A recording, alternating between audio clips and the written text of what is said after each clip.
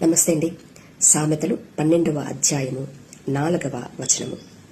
యోగ్యురాలు తన పెనిమిటికి కిరీటము, సిగ్గు తెచ్చునది వాని ఎముకలకు కుళ్ళు అని ఈ వాక్యం సెలవిస్తుండగా, మన గురించే చెప్తున్నటువంటి ఈ వాక్యములోని లోతైన మర్మమును పరిశీలన చేస్తే, ఇక్కడ యోగ్యురాలు అంటే మానవుడి యొక్క మనస్సు కలిగి ఉన్నటువంటి పాపపు నియమము కలిగిన ప్రాణమే ఈ యోగ్యురాలు. అయితే ఇక్కడ పెనిమిటి అనగా మానవుడిలోనే మర్మమై ఉన్నటువంటి ఆజ్ఞయే లేదా సర్వశక్తిమంతుడే లేదా దీపమే ఇక్కడ తెలుపుతున్నటువంటి పెనిమిటి. అయితే పాపపు నియమము కలిగినటువంటి ఈ ప్రాణము దేహ స్వభావములు అయినటువంటి తమో రజో సత్వ గుణముల యందు ఉండగా ఆజ్ఞ యందు విశ్రమించగలిగినప్పుడు అది పెనిమిటికి కిరీటమవుతుంది.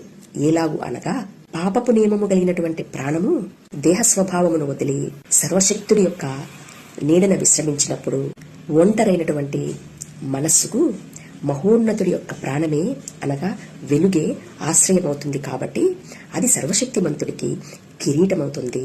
అయితే ఈ పాపపు నియమము కలిగినటువంటి ప్రాణము ఆజ్ఞయందు విశ్రమించక దేహ స్వభావములైనటువంటి తమో రజో సత్వ గుణముల యందు విశ్రమించి ఆయా గుణ స్వభావములకు ఆయా మనసుతో చాకిరీ చేయిస్తుండగా చివరాఖరికి పాపపు నియమము కలిగినటువంటి ఇట్టి ప్రాణము మానవుడిలోనే ఉన్నటువంటి సర్వశక్తిమంతుడిని నాశనము చేస్తుంది.